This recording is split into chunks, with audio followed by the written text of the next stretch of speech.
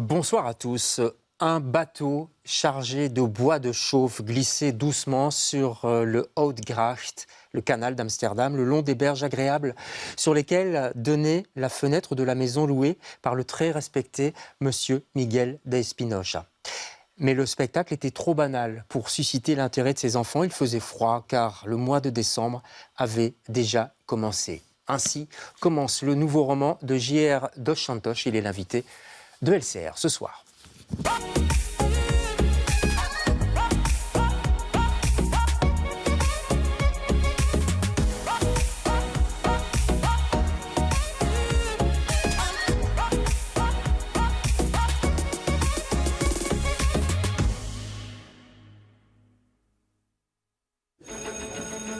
Vous savez, c'est pas toujours facile de dire ce qu'on pense. Spinoza a été excommunié pour ça, exclu à vie de sa communauté. Ouais, mais bon, il est un peu casse-couille Spinoza lui aussi.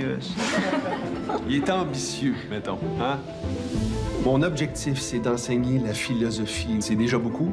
Vous savez, on n'est pas ici pour juger nos étudiants, mais pour les accompagner. On a eu la visite d'une de tes étudiantes. Selon elle, vous êtes en désaccord à propos d'une correction. En désaccord? Tu fais bien de tenir ton bout. Prof, il dit tout le temps qu'il faut penser par soi-même, mais c'est ça que ça donne. Tenir ton bout? C'est rien, papa. T'en fais pas, ça va se régler. De l'importance de ne pas être insignifiant. Ouais, c'est à peu près ça. J'écris pas pour faire plaisir. Peut-être, mais des fois, j'ai l'impression que tu fais exprès pour provoquer. Quand tout le monde fait exprès pour être offensé, ça prend pas grand-chose. Vous devriez peut-être laisser les étudiants se noter eux-mêmes, tant qu'à faire. Oui, le projet est à l'étude. Tu sais, les principes, c'est un petit peu comme les ceintures. Ça finit toujours par être trop serré. Mais le problème avec la révolte, c'est qu'elle émane souvent d'une forme de haine. Étienne Brasseur, de quoi faut-il s'indigner? Éclairez-nous. Du conformisme, des jugements préfabriqués. Vous attaquez les minorités religieuses, ça commence à pencher pas mal vers la droite, votre affaire. Ça paraît que vous avez pas lu mon livre. Faire traiter de fasciste à la radio, ça, je t'avoue que ça me dérange. Mademoiselle Abdelli demande à ce que l'affaire soit entendue par le comité. Il faut procéder. Si on me donne tort, c'est la porte. Ce qui compte d'abord et avant tout, c'est ta classe.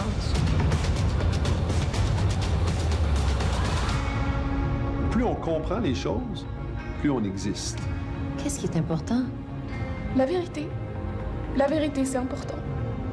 Je sais pas, il y a une partie de moi que j'aurais l'impression de renier si je cédais. Tu es un excellent pédagogue, avec la tête puis le cœur à la bonne place. Puis tu seras jamais aussi utile à la société que dans ta classe avec tes élèves. La foi, c'est important dans ça. Et le courage aussi.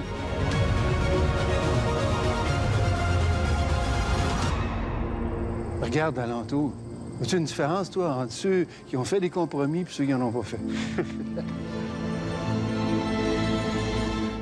Voilà, bande-annonce du film, une révision de Catherine Terriens, un film québécois. Bonsoir, JR, c'est comme ça qu'il faut vous appeler. C'est plus simple, peut-être. Je vais le dire une fois.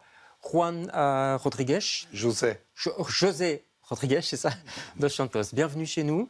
J'ai passé cet extrait parce que c'est un film qui parle de Spinoza. C'est un prof qui est passionné de Spinoza, comme vous, j'ai l'impression, et qui est menacé. Bon, c'est une fiction, bien entendu. N'empêche, je me disais, est-ce qu'il serait en danger aujourd'hui, Spinoza? Spinoza, non, pas nécessairement. Il a créé notre monde.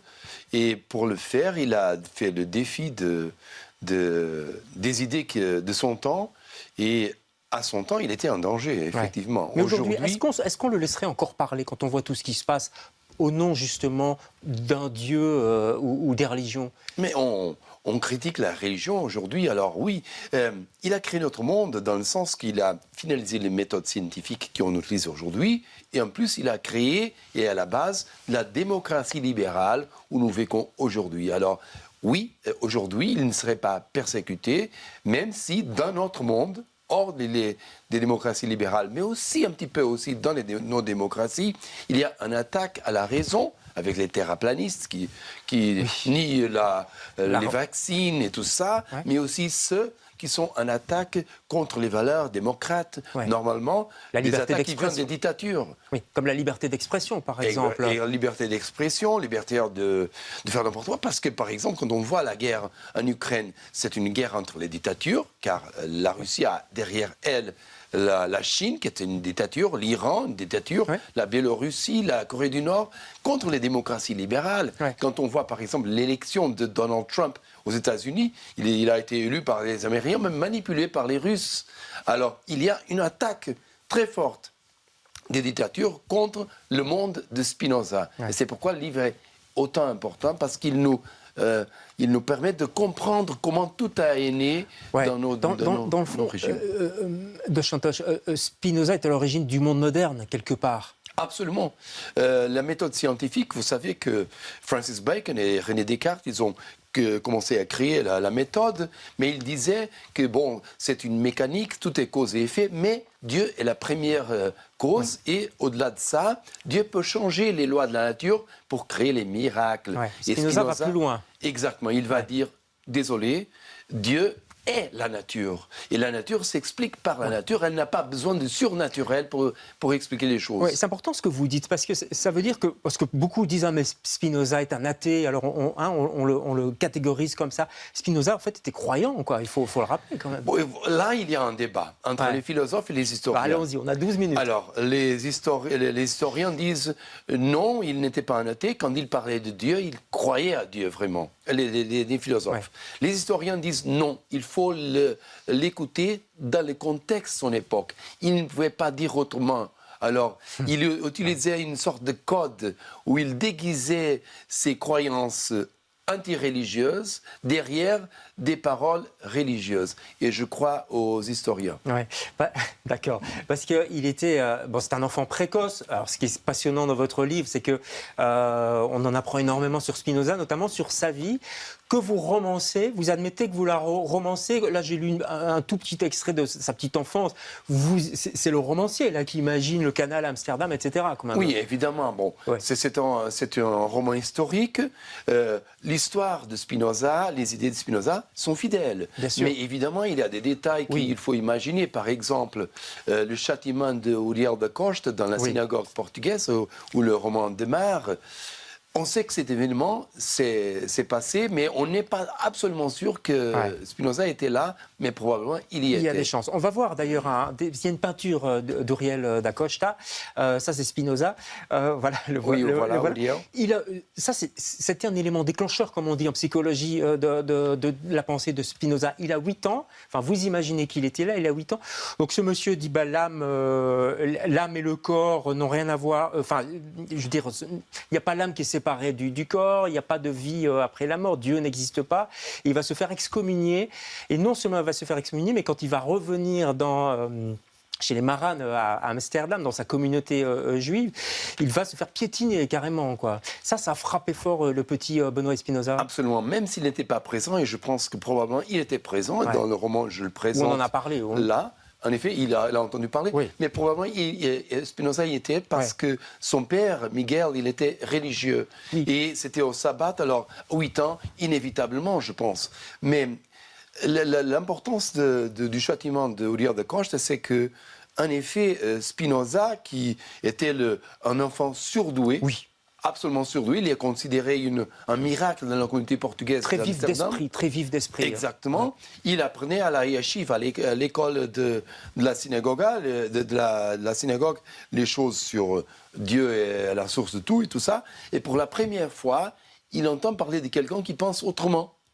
Et ça déclenche l'idée que peut-être il est possible de penser autrement.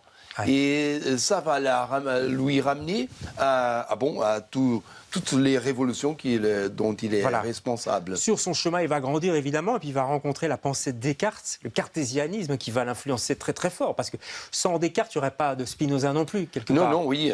Spinoza, il était un juif portugais, mais il n'a fait ça que aux Pays-Bas, à cette époque-là. S'il était au Portugal, c'était impossible. Oui, voilà. Parce que c'est l'homme et c'est son contexte, ses circonstances. Et les idées de cette époque-là l'ont influencé, évidemment. Et plus le fait qu'il était juif, il pouvait lire l'hébraïque dans la Bible. Oui. Il y avait des gens qui ont trouvé, des philosophes qui ont trouvé des problèmes dans la Bible, mais on pensait, ce sont des erreurs de traduction. Et lui, qui lisait l'hébraïque, il dit non.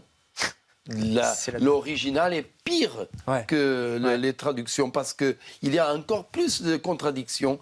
Et là, il a démontré, dans un texte fameux, le traité théologique politique, il a démontré que la Bible n'est pas un texte dicté par Dieu, où il y a les solutions pour tous les mystères de l'univers, comme on croyait, mais finalement, c'était un texte humain, écrit par des humains, pour des humains, par des raisons très humaines. Par intérêt, quelque part, pour que les religieux puissent garder la main mise sur leurs ouailles. C'est pourquoi son livre s'appelle « Traité théologique politique », parce qu'il a dit « Les religieux utilisent la religion pour s'imposer politiquement aux citoyens. Et il nous faut séparer les choses. Pour la religion, c'est la morale. Mais pour la science, c'est pas pour la religion, c'est pour les scientifiques. Et pour la politique, c'est pas pour la religion, c'est pour les politiciens et pour les citoyens. On est à la fin du Moyen-Âge, c'est une révolution dans la pensée occidentale. Il est à l'origine des Lumières aussi. Les Lumières en France, Rousseau, Voltaire, en Suisse, etc. Mais aussi en Allemagne, peut-être surtout en Allemagne même, non? Beaucoup en Allemagne, en effet, parce que toutes les Lumières allemandes, à l'exception de Leibniz, c'est une réaction à Spinoza. Quand Nietzsche dit Dieu est mort, mais il ne fait que citer Spinoza, mais aussi Rousseau, vous avez bien dit. Quand on lit le contrat social, les premiers pas, la première ligne, c'est l'homme est né libre, mais partout il est dans l'esclavage. Et en effet, c'est une citation de Spinoza dans l'Éthique, qu'il dit, il parle de la servitude humaine. L'homme est un esclave de la religion, il faut qu'il se libère. Et bon, et plus aussi les Lumières anglaises, parce que John Locke, qui a créé le libéralisme, on pense. Mais il a créé le libéralisme parce qu'il a lu Spinoza. Bien sûr. Alors, ces idées sont là. On a envie de dire que tout est là. Oui, exactement. La base de l'homme moderne, de la vie de notre moderne. société. Spinoza, c'est passionnant. Spinoza, l'homme qui a tué Dieu, c'est chez Hervé Chopin. Précipitez-vous sur ce livre. Merci beaucoup, Oda Chantos, d'avoir parlé de Spinoza, si bien romancé, mais aussi c'est passionnant, c'est très érudit. Vous avez un mot, c'est une tradition dans cette émission, vous n'y échapperez pas, et vous m'avez dit c'est Saperlipopette. Oui, Saperlipopette, parce que, bon, vous savez, je parle français, mais je ne suis jamais vécu dans un pays de langue française. Alors, mon français, il vient de la bande dessinée. Ah ouais? Et surtout de la bande dessinée belge. D'accord. Parce que je suis né au Mozambique, en Afrique orientale portugaise dans cette époque, et je lisais Tintin, Spirou, Gaston Lagaffe, Lucky Luke, les Schtroumpfs, tous les Belges. Alors, merci la Belgique, parce que, et effectivement, aujourd'hui, quand j'arrive en Belgique, je suis dans un pays étranger, mais toutefois, il m'est très familial. Peut-être grâce à Tintin, d'ailleurs. Absolument. Merci, Merci Oda Chantos, d'être passé chez nous. Nous, on se retrouve demain avec d'autres invités. Bonsoir.